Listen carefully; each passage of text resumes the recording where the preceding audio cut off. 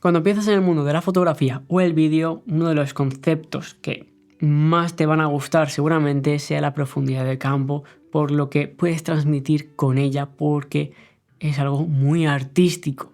Pero puede ser que te hayas encontrado también en la situación, en la tesitura en la que ¿cómo puedo desenfocar más el fondo? ¿Cómo puedo hacer que la parte enfocada sea mayor? ¿Qué es todo este lío? ¿Cómo funciona? No puedo aprender fotografía y vídeo bien. ¿Voy a fracasar? No, porque estás en Sí Audiovisual y voy a enseñarte todo lo que tienes que saber. Por si no me conocías, yo soy Carlos y esto es Sí Audiovisual, tu canal de fotografía y vídeo. Además, también somos una productora audiovisual, por lo que si necesitas nuestros servicios, por aquí abajo tienes nuestra página web para que puedas contratarnos sin ningún tipo de compromiso, para que podamos hacer fotografías, vídeos, tanto personales como de tu negocio, etc. Y ahora, ¿por qué es tan importante y por qué digo que es uno de los primeros conceptos que más te van a llamar la atención cuando empieces en la fotografía o en el vídeo? La profundidad de campo. Básicamente es un recurso de composición.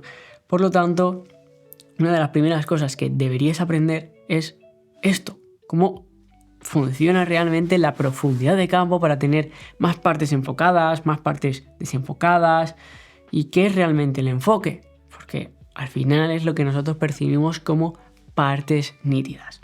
Y claro, puedes hacer que tengamos mayor profundidad de campo con unos aspectos o reducir esa profundidad de campo con otros aspectos. Así que tienes que saberlo muy al detalle. Vale, pero entonces, ¿qué es la profundidad de campo realmente? La profundidad de campo, muy resumidamente, es lo que nosotros percibimos en la imagen como parte nítida.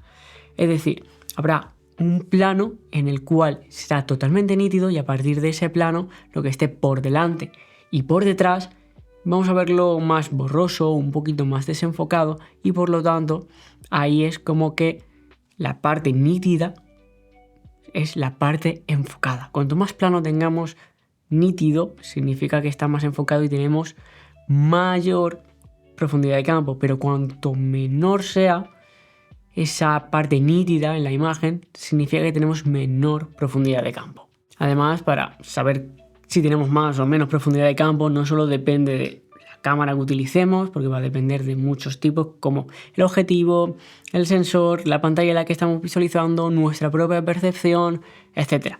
Así que vamos a ir desglosándolo poquito a poquito para que te sea mucho más sencillo. La primera variable que entra en juego es la apertura o el diafragma. Y básicamente tienes que entender que cuanto mayor apertura tengamos del diafragma, pues tenemos una menor profundidad de campo. Mientras que si lo hacemos al revés, si tenemos menor apertura, mayor profundidad de campo. Es decir, esto es el número F. Si tenemos una F, por ejemplo, 1.4, 1.8, significa que tendremos muy poquita profundidad de campo, mientras que si tenemos un F16, F20, F22, pues vamos a tener mucha profundidad de campo en la imagen. Es decir, va a estar mucho más parte nítida. Otra de las variables es la distancia que nosotros tenemos frente al sujeto. Si estamos más cerca de ese sujeto, vamos a tener menor profundidad de campo, pero si nosotros nos alejamos de ese sujeto, con los mismos parámetros vamos a tener mayor profundidad de campo. Y eso es algo que también tienes que entender para cuando vayas a componer la imagen. Y por último, una de las variables que también afecta es la distancia focal o la distancia que tiene el objetivo. Ya que si utilizamos un objetivo, por ejemplo, que nosotros llamamos como gran angular, de un 10, 18, 20 milímetros, vamos a tener mayor campo de visión y también vamos a tener una mayor profundidad de campo. Van a aparecer más partes nítidas.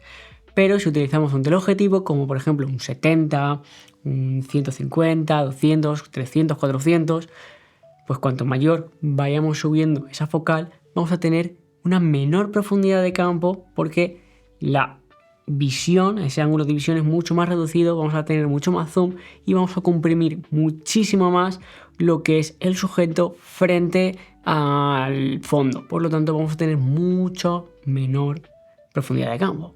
Y eso es algo que también tienes que entender y te va a volar la cabeza cuando lo veas realmente por ti mismo. También entra en juego el tamaño del sensor y esto es muy importante que lo comprendas, porque no es lo mismo un sensor full frame 35 milímetros que un APS-C o un micro 4 tercios. Hay más, pero bueno, nos quedamos con estos tres.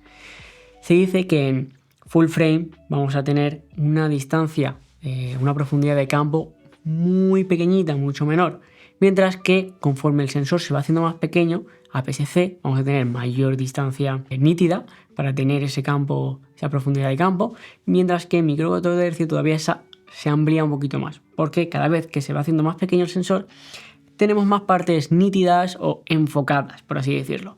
Por lo tanto, no es lo mismo una cámara de estas que son full frame a una cámara de un smartphone, porque obviamente el sensor es muchísimo más pequeñito y eso es algo que tienes que entender a la perfección cuando vas a hacer una fotografía o un vídeo. Ahora, déjame decirte que vas a poder conseguir exactamente la misma profundidad de campo en una full frame que en una APS-C o una micro 4 tercios, solamente que la F y los milímetros del objetivo van a tener que estar compensados. Hay unas reglas matemáticas que no voy a entrar ahora mismo en ellas, pero siguiendo esas reglas vas a conseguir exactamente la misma imagen en full frame que en APS-C o en micro 4 tercios. Pero claro, tienes que cumplirlo y puede ser que sea un poco difícil dependiendo del tamaño del sensor. También hay otra variante que entra en juego como el círculo de percepción, pero claro, no me quiero extender demasiado en esto, pero básicamente es que dependiendo del tamaño de pantalla o el tamaño de la fotografía impresa que nosotros estamos viendo, nuestra percepción va a cambiar. Esto significa que si, por ejemplo, vemos una fotografía o un vídeo en una pantalla pequeñita, podemos decir, uy, qué poca profundidad de campo, cuánta profundidad de campo tiene. Y luego cuando lo vemos en una pantalla mucho más grande, nuestra percepción, nuestros ojos, cambia la forma que tiene de verlo y nosotros veíamos aquí, por ejemplo, muy poca profundidad de campo, pero cuando la vemos en una pantalla más grande decimos, hostia, pues realmente había más. Y esto puede llevarnos un poco también a error.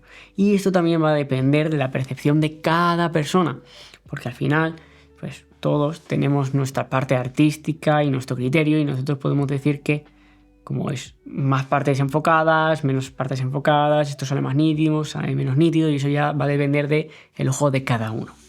Por eso también tienes que tenerlo en cuenta cuando estés viendo una fotografía, un vídeo, una pantalla más grande, una pantalla más pequeña, o si es una fotografía, un cuadro más grande, más pequeño, porque eso también va a cambiar y va a influir en la profundidad de campo. Pero resumiéndotelo muchísimo, que sé que esto es algo que puede ser complicado, tienes que coger tu cámara y probarlo. Resumiéndolo, vas a tener varias variantes. La apertura va a ser bastante relevante. También el objetivo que vayas a utilizar, cuantos más milímetros, menos milímetros, etc. Y el tamaño del sensor. Esas tres cosas son las más importantes que tienes que entender para la profundidad de campo. Cuando entiendes estas tres, pues prácticamente vas a poder jugar de forma artística con tus fotografías y tu vídeo para darle realmente esa composición y ese look que tú quieres lograr. Así que solo queda una cosa y es suscribirte por aquí en el botón rojo. Así que sin más dilación, le puedes dar like, puedes comentar, puedes compartir el vídeo para que llegue a mucha más gente y así ayudes al canal. Y por aquí tienes un vídeo que sé que te va a flipar porque vas a seguir aprendiendo mucho más sobre fotografía y vídeo. Así que venga, ¿a qué estás esperando? Dale, sí, dale a ese, venga, vamos. Ahí te espero.